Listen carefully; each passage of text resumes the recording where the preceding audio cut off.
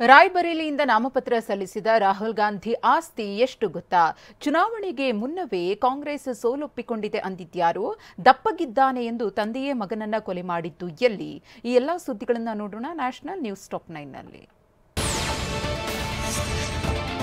ರಾಯ್ಬರೇಲಿಯಿಂದ ನಾಮಪತ್ರ ಸಲ್ಲಿಸಿದ ಕಾಂಗ್ರೆಸ್ ನಾಯಕ ರಾಹುಲ್ ಗಾಂಧಿ 20 ಕೋಟಿಗೂ ಹೆಚ್ಚು ಮೌಲ್ಯದ ಆಸ್ತಿಯನ್ನ ಘೋಷಿಸಿದ್ದಾರೆ. 4,33,60,519 ರೂಪಾಯಿ ಮೌಲ್ಯದ ಷೇರುಗಳು ಮತ್ತು 3,81,33,572 ರೂಪಾಯಿಗಳ ಮೌಲ್ಯದ ಮ್ಯೂಚುವಲ್ ಫಂಡ್, 26,25,157 ರೂಪಾಯಿಗಳ ಬ್ಯಾಂಕ್ ಬ್ಯಾಲೆನ್ಸ್ ಮತ್ತು 15,21,740 ರೂಪಾಯಿಗಳ ಚಿನ್ನದ ಬಾಂಡ್ಗಳು ಸೇರಿದಂತೆ 9,24,59,264 ರೂಪಾಯಿಗಳ ಚರಾಸ್ತಿ ಇದೆ.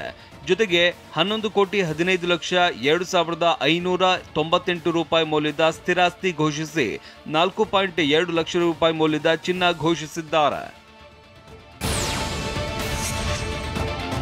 ಅಮೇಥಿಯಿಂದ ರಾಹುಲ್ ಗಾಂಧಿ ಹಿಂದೆ ಸರಿದಿದ್ದಕ್ಕೆ ಕೇಂದ್ರ ಸಚಿವೆ ಸ್ಮೃತಿ. ನಿಮ್ಮ ಉಬ್ಬಿದ ರಕ್ತನಾಳಗಳ ಸಮಸ್ಯೆಗೆ ಎವಿಸ್ ಆಸ್ಪತ್ರೆಯಲ್ಲಿ ಕೇವಲ 30 ನಿಮಿಷದ ಲೇಸರ್ ಚಿಕಿತ್ಸೆಯೊಂದಿಗೆ ಮುಕ್ತಿ ಹೊಂದಬಹುದು. ಹೆಚ್ಚಿನ ವಿವರಗಳಿಗಾಗಿ ಸಂಪರ್ಕಿಸಿ 8088837300. ಇರಾನಿ ಲೇವಡಿ ಮಾಡಿದ್ದಾರೆ. ಚುನಾವಣೆಗೂ ಮುನ್ನವೇ ಕಾಂಗ್ರೆಸ್ ಸೋಲೊಪ್ಪಿಕೊಂಡಿದೆ ಅಂತ ಖಾರವಾಗಿ ಪ್ರತಿಕ್ರಿಯಿಸಿದ್ದಾರೆ. ಈ ಕ್ಷೇತ್ರದಲ್ಲಿ ಗೆಲುವಿನ ಅವಕಾಶ ಇದೆ ಅಂತ ರಾಹುಲ್ ಗಾಂಧಿ ಭಾವಿಸಿದ್ರೆ ಇಲ್ಲಿಂದ ಸ್ಪರ್ಧಿಸ್ತಾ ಇದ್ರು. ಸೋಲಿನ ಅರಿವಾಗಿ ತಮ್ಮ ಆಪ್ತರನ್ನ ಕಣಕ್ಕಿಳಿಸಿದ್ದಾರೆ. ಮೇ 20ರ ಚುನಾವಣೆಯಲ್ಲಿ ಮತ್ತೆ ಗೆಲುವು ಸಾಧಿಸುವುದಾಗಿ ವಿಶ್ವಾಸ ವ್ಯಕ್ತಪಡಿಸಿದ್ರು. ನೀತಿ ಸಂಹಿತೆ ಉಲ್ಲಂಘಿಸಿದ ಆರೋಪದ ಮೇಲೆ ಗೃಹ ಸಚಿವ ಅಮಿತ್ ಶಾ ಮತ್ತು ಹೈದರಾಬಾದ್ ಕ್ಷೇತ್ರದ ಬಿಜೆಪಿ ಅಭ್ಯರ್ಥಿ ಮಾಧವಿ ಲತಾ ವಿರುದ್ಧ ಕೇಸ್ ದಾಖಲಿಸಲಾಗಿದೆ. ಮೇ 1ರಂದು ಲಾಲ್ದಾವಾಜಾದಿಂದ ಸುಧಾ ಟಾಕೀಸ್ ವರೆಗೆ ನಡೆದ ಬಿಜೆಪಿ ರ್ಯಾಲಿಯಲ್ಲಿ ಅಮಿತ್ ಶಾ ಜೊತೆ ಮಕ್ಕಳು ಇದ್ದರು ಅಂತ ಕಾಂಗ್ರೆಸ್ ಆರೋಪಿಸಿತ್ತು. ಟಿಪಿಸಿಸಿ ಉಪಾಧ್ಯಕ್ಷ ನಿರಂಜನ್ ರೆಡ್ಡಿ ದೂರಿನ ಮೇರೆಗೆ ಕೇಸ್ ದಾಖಲಿಸಲಾಗಿದೆ.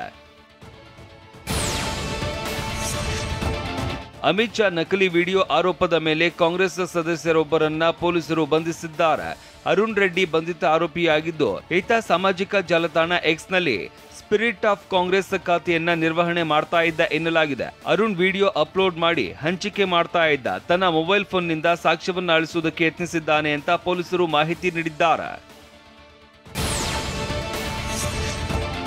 ದೇಶದಾದ್ಯಂತ ತೀವ್ರ ಕಿಚ್ಚು ಹಚ್ಚಿದ್ದ ಹೈದರಾಬಾದ್ನ ರೋಹಿತ್ ವೇಮುಲಾ ಅಸಲಿಗೆ ದಲಿತನೇ ಅಲ್ಲ ಅಂತ ವರದಿ ನೀಡಲಾಗಿದೆ. ಹೈದರಾಬಾದ್ ವಿವಿ ವಿದ್ಯಾರ್ಥಿ ರೋಹಿತ್ ವೇಮುಲಾ ಸಾವಿನ ಪ್ರಕರಣದ ತನಿಖೆ ನಡೆಸಿದ ಪೊಲೀಸರು ಕೋರ್ಟ್ಗೆ ಅಂತಿಮ ವರದಿ ಸಲ್ಲಿಸಿದ್ದಾರೆ. ಇದರಲ್ಲಿ ಆತ ದಲಿತನೇ ಅಲ್ಲ, ತನ್ನ ನಿಜವಾದ ಜಾತಿಯ ಗುರುತು ಪತ್ತೆಯಾಗುತ್ತೆ ಎಂಬ ಭಯದಿಂದ ಆತ್ಮಹತ್ಯೆ ಮಾಡಿಕೊಂಡಿದ್ದಾನೆ ಅಂತ ಪೊಲೀಸರು ಪ್ರತಿಪಾದಿಸಿದ್ದಾರೆ. ಸುಮಾರು 2 ದಶಕಗಳ ಹಿಂದೆ ಅವಿಭಾಜಿತ ಶಿವಸೇನೆ ತೊರೆದು ಕಾಂಗ್ರೆಸ್ ಸೇರಿದ್ದ ಮುಂಬೈ ಮಾಜಿ ಸಂಸದ ಸಂಜಯ್ ನಿರುಪಮ್ ನಿನ್ನೆ ಮತ್ತೆ ಶಿವಸೇನೆ ಸೇರ್ಪಡೆಯಾಗಿದ್ದಾರೆ. ಮಾಜಿ ಕಾಂಗ್ರೆಸ್ ನಾಯಕ ಸಂಜಯ್ ನಿರುಪಮ್ ತಮ್ಮ ಕುಟುಂಬದೊಂದಿಗೆ ಮಹಾರಾಷ್ಟ್ರ ಸಿಎಂ ಏಕನಾಥ್ ಶಿಂದೆ ನೇತೃತ್ವದ ಶಿವಸೇನೆ ಸೇರಿದ್ದಾರೆ. ಕಳೆದ ತಿಂಗಳು ಸಂಜಯ್ ನಿರುಪಮ್ ಅವರನ್ನ 6 ವರ್ಷಗಳ ಕಾಲ ಕಾಂಗ್ರೆಸ್ನಿಂದ ಉಚ್ಚಾಟಿಸಲಾಗಿತ್ತು. ಮುಂದಿನ 2 ದಿನ ಕೇರಳದ ಕರಾವಳಿ ಮತ್ತು ದಕ್ಷಿಣ ತಮಿಳುನಾಡು ಕರಾವಳಿಯಲ್ಲಿ ಸಮುದ್ರ ಅಬ್ಬರಿಸಿ ಬೊಬ್ಬಿರಿಯಲಿದೆ ಅಂತ ಹವಾಮಾನ ಇಲಾಖೆ ಎಚ್ಚರಿಕೆ ನೀಡಿದೆ. ಹಠಾತ್ ಸಮುದ್ರದ ಭಾರೀ ಅಲೆಗಳನ್ನ ಉಂಟು ಮಾಡುವ ಎಚ್ಚರಿಕೆಯನ್ನ ನೀಡಲಾಗಿದ್ದು, ರೆಡ್ ಅಲರ್ಟ್ ಘೋಷಣೆ ಮಾಡಲಾಗಿದೆ. ಇವತ್ತು ಮತ್ತು ನಾಳೆ ಕೇರಳ ಕರಾವಳಿಯಲ್ಲಿ ನಸುಕಿನ ಜಾವ 2:30ರಿಂದ 11:30ರವರೆಗೆ ಭಾರೀ ಅಲೆ ಏಳುವ ಸಾಧ್ಯತೆ ಇದೆ ಅಂತ ವರದಿ ಎಚ್ಚರಿಸಿದೆ.